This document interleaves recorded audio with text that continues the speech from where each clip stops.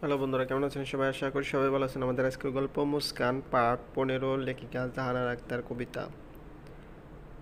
বন্ধুরা, এই গল্পটি যদি ভালো লাগে অবশ্যই লাইক কমেন্ট শেয়ার করবেন। আরেকটি কথা, এখনও যদি আমাদের এই চ্যানেলটি সাবস্ক্রাইব না করে থাকেন প্লিজ সাবস্ক্রাইব করে বেল বাটনটি বাজিয়ে দিন। ধন্যবাদ, ভালো থাকবেন।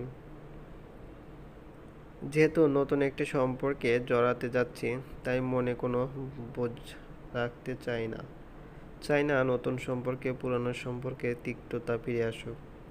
রুমে উপস্থিত সবাই যেন একটু নড়ে চড়ে বসলো। শুধু বসলো না একজন, হ্যাঁ এসাসের এসবে কোনো ইন্টারেস্ট নেই। ওকে তো আশা বলেই ছিল সব।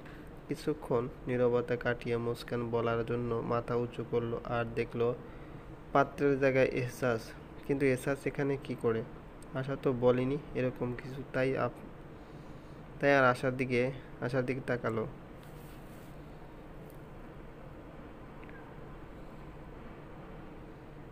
আর অমনি আশা ভ্রু নাচিয়ে জিজ্ঞেস করলো, কিরে কেমন দিলাম? ওর অ্যাটিটিউড দেখেই বুঝে নিলাম ইচ্ছা করেই করেছ এসব। এসাসকে দেখে যেন আমার মনে অন্যরকম অনুভূতি হচ্ছিল। আমার অনুভূতিগুলো যেন সব বোতা হয়ে গেল। যা বলতে চাইছিলাম সব কথা যেন গুলিয়ে ফেলছিলাম। কয়েক সেকেন্ড সময় নিয়ে লম্বা একটা নিঃশ্বাস নিয়ে বলা শুরু করলাম। আমি জানি আপনাদের ছেলে খাঁটি সোনা, চেনা জানা ছাড়া, কোনো স্বার্থ ছাড়া আজকের এই দুনিয়াতে কেউ কাউকে সাহায্য করতে আসে না। সেখানে আপনাদের ছেলে আমাকে দুইবার বাঁচিয়েছেন। তাই আপনাদের ছেলে যে একজন ভালো মানুষ সে সম্পর্কে আমার বিন্দুমাত্র সন্দেহ নেই। তার উপর আশারও বাড়ির সবার পছন্দ, সেটা তো কখনো ভুল হবার নয়। তাই আমি চাই না আপনাদের ঠকাতে। আপনারা হয়তো এই ভেবে এই বিয়ের জন্য এসেছেন যে আমি আশার বড় বোন। হতে পারে সে আমি মশিউর রহমানের মেয়ে বা তার কোনো আত্মীয়র মেয়ে, কিন্তু প্রকৃতপক্ষে আমি এ বাড়ির কেউ না। আমার সাথে এ বাড়ির রক্তের কোনো সম্পর্ক নেই। 1.5 বছর আগে পর্যন্ত আমরা কেউ কাউকে চিনতাম না। 1.5 বছর আগে আঙ্কেলের গাড়ির সাথে আমার অ্যাক্সিডেন্ট হয়। আমি আমার বাসা থেকে পালিয়ে আসার সময় আঙ্কেলের গাড়ির সাথে ধাক্কা খেয়ে পড়ে যাই। আর আঙ্কেল আমার সব কথা শুনে সেদিনই আমায় সাথে করে নিয়ে আসে।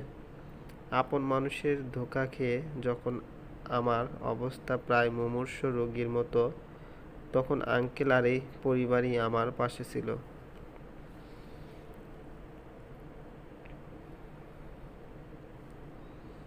তারা কিন্তু তখনও আমার সম্পর্কে কিছু জানতো না।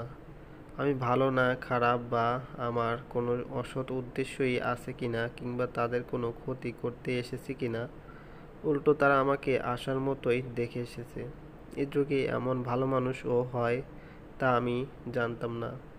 আমার চোখে নাকি মায়া আছে তাদের হারানো মেয়ের চোখের মতোই। এই একটা কারণই নাকি যথেষ্ট ছিল আমাকে বাসার মেয়ে বানানোর জন্য। আশার বড় বোন ছিল, কিন্তু 3 বছর বয়সে সে মারা যায়। আঙ্কেল আন্টির শখ ছিল আরেকটা বাচ্চার, কিন্তু আশা হওয়ার পর বিভিন্ন শারীরিক জটিলতার কারণে তার হয়ে ওঠেনি। এদিকে আশারও শখ ছিল ছোট বোনের।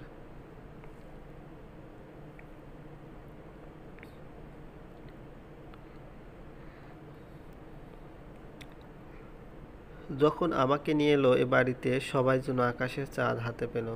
আমার তো সম্পর্কের উপর থেকে বিশ্বাসই উঠে গিয়েছিল। আপন মানুষগুলোই যখন পিঠে ছুরি দিয়ে আঘাত করে, তখন বাঁচার ইচ্ছেই হারিয়ে যায়। সব হারিয়ে নিঃস্ব হয়ে দেউলিয়ার মতো মরার জন্য পথ খুঁজতেছিলাম। কিন্তু ওই যে কথায় আছে, রাখে আল্লাহ মারে কে, এই কথাটা হাড়ে হাড়ে টের পেলাম। আসলে কি জানেন তো, সময় ও স্রোত কোনো কিছুর জন্য বসে থাকে না, তারা তাদের আপন গতিতে এগিয়ে যায়। এক সময় স্রোত এসে আমার সব হাসি সুখ সব কেড়ে নিয়ে গেল। অন্য সময় এসে স্রোতের টানে আঙ্কেল আন্টি এবং আশাকে দিয়ে গেল। প্রকৃতি কখনো কাউকে খালি রাখে না। একদিক দিয়ে শূন্য করে অন্য দিক দিয়ে ঠিকই পূরণ করে দেয়। শুধু একটু সময়ের অপেক্ষা করতে হয়, এই যা। আমার ক্ষেত্রেও তাই হয়েছে। এক পরিবার হারিয়ে অন্য পরিবার পেয়েছি। মুস্কান, মা আমাকে একটা কথা বল, তো আমরা কি কখনো তোকে আশার থেকে কম ভেবেছি? আমরা কি কখনো তোকে পর ভেবেছি? রক্তের সম্পর্ক কি সব? সি আঙ্কেল, কি বলছো এসব? তোমরা পর ভাববে কেন? তোমরা যা করেছো তা আমার বাবা মাও করতো না। যদি করতোই তাহলে হয়তো আমি আজ এখানে থাকতাম না। থাক সেসব কথা, আজকে আর না তুলি। আর আঙ্কেল আন্টি, তোমাদের সাথে আমার কি সম্পর্ক তা তোমরা আর আমি জানি, ওনারা তো জানেন না। কাল যখন অন্য কারোর কাছে শুনবে তখন তোমাকে ভুল বুঝবে। অনেকে হয়তো কটু কথাও শোনাবে, কিন্তু আমি তো তোমার অসম্মানের কারণ হতে পারবো না। এতক্ষণে এসাসের পরিবারও যেন ছোটখাটো একটা ধাক্কা খেল। না, এই ভেবে না যে মুস্কান এ বাড়ির মেয়ে না, বরং এই ভেবে যে মুস্কান তাদের কাছে অনায়াসে সব সত্য বলে দিল। আজকে মুস্কানকে দেখতে আসলেও মনে মনে তারা একটু রেগেই ছিল মশিউর রহমানের উপর। তারা খোঁজ নিয়ে আগেই জেনেছিল মুস্কান এ বাড়ির মেয়ে না, তাই তারা হতাশ ছিল মশিউর কেন এত বড় একটা কথা লুকালো এই ভেবে।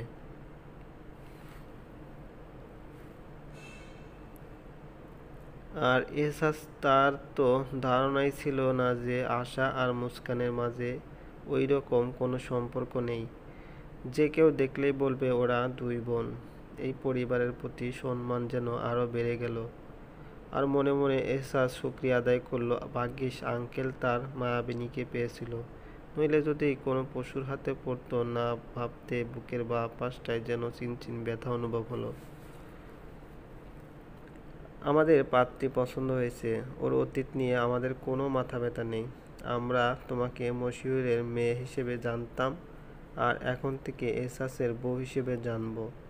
এর চেয়ে যোগ্য পাত্রী পুরো ঢাকা শহর জুড়েও আমি আমার পাগল ছেলের জন্য পেতাম কিনা সন্দেহ।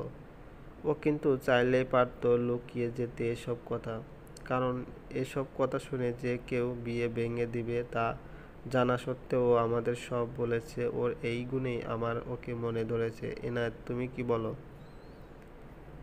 আমার আর কি বলার থাকবে?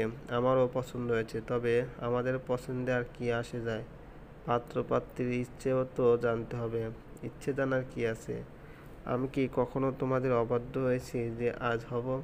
তোমাদের যখন পছন্দ হয়েছে আমারও হয়েছে। বাবা, আমার ছেলে কবে থেকে আমাদের কথা শোনে? যেদিন থেকে বুঝতে শিখেছি সেদিন থেকেই তো শুনে আসছি মা। তুমি আমায় সবসময় ভুল বোঝো। আহারে আমার বাবাটা। এনায়েত, আমি বলি কি, মেয়ে শুধু গুণবতী হলেই চলবে না, রূপবতীও তো হতে হবে।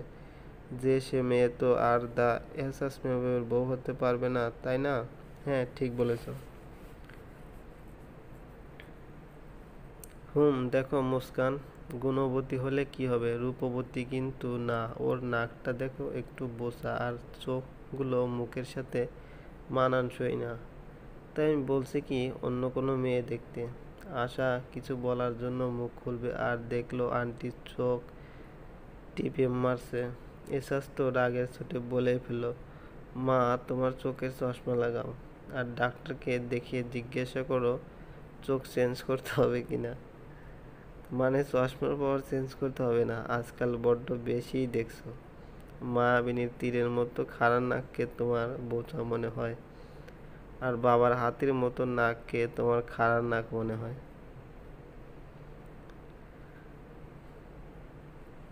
আর চোখের কথা কি বললে, মানানসই না। তোমার চোখ একেবারেই গেছে।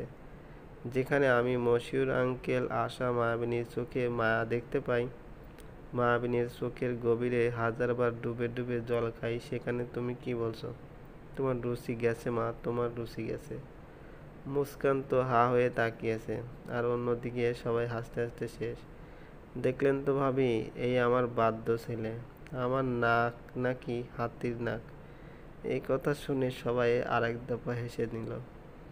আর এইদিকে এহসাস বেচারা লজ্জায় মাথা নিচু করে সেই যে পায়ের আঙ্গুল দিয়ে সামনে মেঝের টাইলসের ফাঁকে খোঁচাচ্ছে, আর থামার নাম নেই।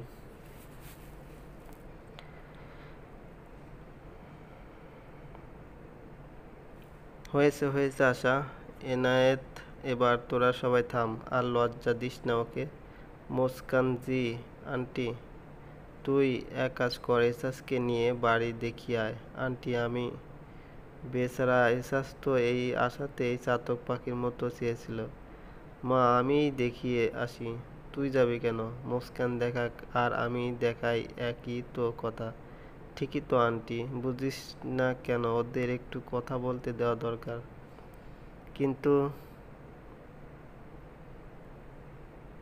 কিন্তু টিন্তু কিচ্ছু না, যা বলেছি তাই কর। মুস্কান, যা ওকে নিয়ে। এসাজ যাও বাবা। জি আন্টি। বেশি উত্তেজনায় হাঁটতে গিয়ে টেবিলের কোণায় লেগে পড়ে যাচ্ছিল, আর অমনি মুস্কান ধরে ফেলল। বাপ আমার, আসতে যা, মুস্কানের সাথেই বিয়ে দেব। তোর এত লাফাচ্ছিস কেন? আন্টি বুঝছো না, তার আর তর সইছে না। চলবে। বিশেষ দ্রষ্টব্য, এবার একটু বেশি দেরি করে ফেলেছে, তার জন্য সরি। কেউ বকা দিবেন না। এক্সামের পর